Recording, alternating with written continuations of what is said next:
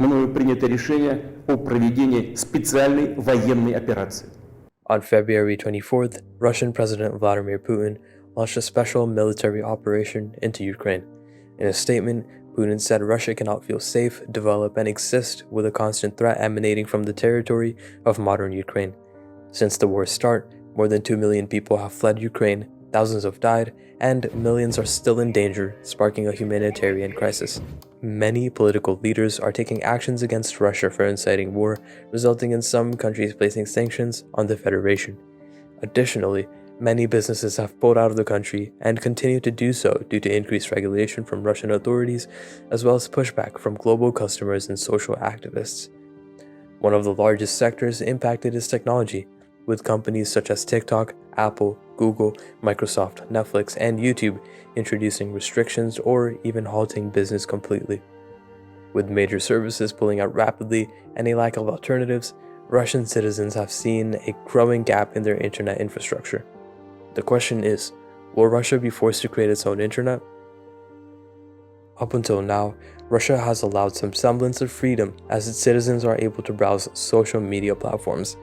With the conflict underway, however, the state is pushing for an even stronger control on the information within its borders. Last week, Russia passed a fake news law which makes it a major crime to publish content on what it deems fake news about the country's military. Violation of this law is punishable by 15 years in jail or a fine of 1.5 million rubles. The guidelines on what constitutes fake news is very vague. This means that the Russian government is able to push any narrative that they choose, and any information going against that narrative is removed. As a result of this new law, citizens feel forced to align their views with the Russian government or risk punishment. The Russian government has also demanded that social media platforms abide by their policies or face repercussions.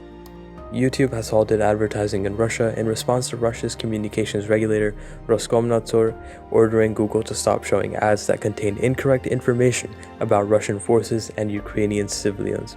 YouTube has also blocked state-funded media channels globally, citing a policy barring content that denies, minimizes, or trivializes well-documented violent events. On the other hand, earlier last week, Instagram's parent company Meta changed its policy to allow posts that incite violence against Russian soldiers. The Russian government immediately pressured the company to remove this policy, but Instagram refused, resulting in a statewide ban on the platform as it promoted a call to violence. Twitter and Facebook have also seen their services blocked by Russian regulators after they took down content from Russian-owned state-controlled accounts across Europe. A company that has stopped some services in Russia is TikTok. The company has halted all Russian users from live streaming or uploading new content to protect its users from the fake news law. Another worry for Russian citizens is getting disconnected from the global internet rather than specific services or platforms. Already, Lumen and Cogent, two global internet providers, have left the country in early March, citing reasons of economic sanctions and the increasingly uncertain security situation. This did not cut off Russia from the international internet, but rather reduced the amount of overall bandwidth available for international connectivity until other ISPs picked up the slack. With the departure of these two ISPs, there might be a chance it encourages other internet service providers to leave as well, isolating Russia from the internet. The probability of this happening, however, is 0 to none. What could actually happen is Russia disconnecting themselves from the global internet. With the introduction of the fake news law and by increasingly cracking down on what they deem to be misinformation, Russia may be moving towards building its own network, forcing its citizens to consume state-run media and propaganda. The question is, does Russia have the capabilities to create their own network? Russia has their own version of the internet called Runet. Runet encompasses Russian replicas of major websites such as Rutu, a YouTube clone, and Vkontakte, a Facebook clone. This document, released by the Director of National Intelligence's Open Source Center in 2010, outlines how some of Runet is owned by Russian oligarchs and long-standing friends of Putin. In 2019, the Sovereign Internet Law was passed in the country, giving central authorities in Moscow the power to disconnect Russia from the rest of the internet in the event of a national threat. Critics say this law is simply a step towards a more restricted model for internet use because of its vague nature as to what exactly constitutes a national threat. In 2021, Russia completely disconnected itself from the global internet temporarily, with the intention to understand whether their own version of the internet would work in the case of external distortions, blocks, and other threats. According to the state communications regulator, Roskomnadzor, the tests were aimed at upgrading integrity, stability, and security of RUNET. There is limited information on the length of these disconnection tests, but it is widely reported as lasting from June 15th to July 15th. Reports claim that RUNET was successful, but not fully adopted because of the country's reliance on foreign social media platforms and global financial systems. In the event that Russia does adopt RUNET, they may look to censorships that are similar to the Great Firewall of China. Earlier this year, Russia and China have declared that they share similar views in terms of the internet.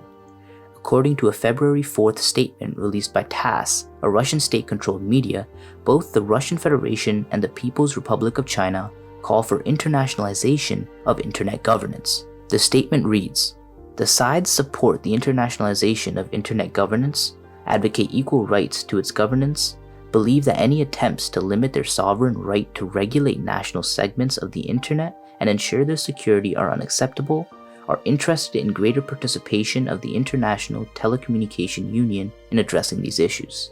The joint vision by both Russia and China signifies that both countries are working together to deepen relations and work on international information security. It also seems that both countries care more about the safety of their regimes rather than actual information security. With China known for its independent internet and heavy censorship, will Russia look towards China as an example for their internet? With similar views towards the internet, it might be a possibility that Russia uses China's Great Firewall as an example of censorship for the RUNET. China's Great Firewall is one of the most advanced censorship systems in the world. It allows the Chinese government to monitor and block content for a variety of reasons, often because that content is deemed critical of the Chinese government. The Great Firewall consists of an external wall that blocks content from outside sources. For example, China forces citizens to use an alternative to Twitter known as Sina Weibo. Additionally, there's a filter that removes sensitive content within the country. This includes controlling what types of posts stay online on social media platforms. In order to accomplish this, the protections use a variety of methods, such as DNA poisoning, filtering URLs, and deep packet inspections. These methods are just a few of the ways that China's Great Firewall consistently removes and blocks content, allowing the country to streamline what its citizens see on the internet. Russia may be looking to develop a firewall similar to this, and may even look to China for assistance. Already, the Russian government has demanded that all Russian-based companies move their web hosting and services to domestic servers for increased national security. According to a document posted to Twitter by multiple accounts as of March 11th, Moscow has confirmed that they are looking into ways to start reducing their reliance on the global internet.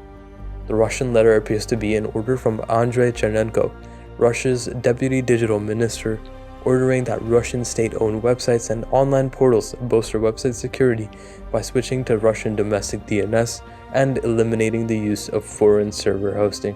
Although these actions make it seem that Russia is looking to disconnect from the global internet, it is not certain. In fact, Chernenko's department on Monday told the Russian news agency Interfax that there were no plans to disconnect Russia from the global internet. Instead, the letter was misinterpreted by social media and was actually about protecting Russian websites from foreign cyber attacks. As companies continue to leave Russia in light of the recent attack on Ukraine, the country is looking to impose rules and regulations to crack down on information that opposes the Russian government. These actions have created an air of mystery into whether Russia may create their own firewall similar to that of China's. Freedom activists say this new potential RUNET would be a step backwards into the type of control that the Communist Party had during the Soviet Union. Democratic processes, which are already strained in Russia, would stall completely, and the country's citizens would lose the internet freedom that they now enjoy. In fact, the country's technological development will likely slow as it secedes from global interconnectivity and isolates its citizens in a manner eerily similar to China. If you enjoyed this video, please be sure to leave a like, comment, and also subscribe to the channel.